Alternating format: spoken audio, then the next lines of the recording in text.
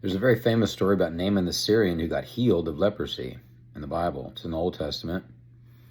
But before I tell you about that, there's a cool connection to the New Testament on what the children of God truly are. What kind of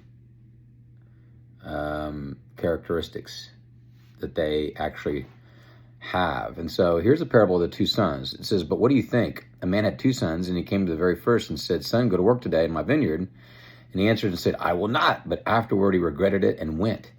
And he came to the second, and likewise he said and answered, 'I go, sir.' But he didn't go. Which of the two did his will of his Father in heaven? And they said to him, the first." So look at the characteristics of that. If you actually go to the story of Naaman, it was very interesting. He went to the man of God. He went to Israel and wanted to get cleansed of leprosy. And it said that Naaman went with his horses and chariot and stood at the door of Elisha's house. And Elisha sent a messenger to him and said, "Go and wash on the Jordan River 7 times, and your flesh will be restored to you, and you shall be clean." But Naaman got furious and went away, and indeed he himself, and he surely came out to me and said, "Stand and call on the name of the Lord his God, and wave his hand all over the place, and heal the leprosy." That's what Naaman thought was supposed to happen, right? But when his servant said, "Hey, look, my father, if the prophet had told you to do something great, would you have done it? How much more then should he, when he says to you, wash and be clean?"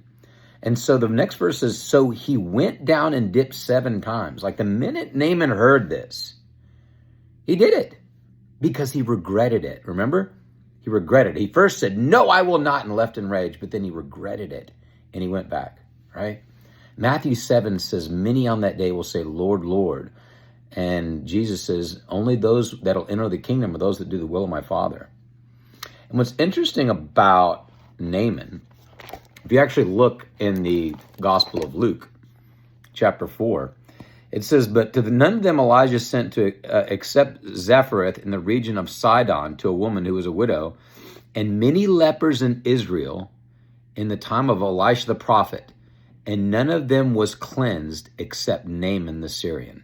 Isn't that amazing? Naaman was a Gentile.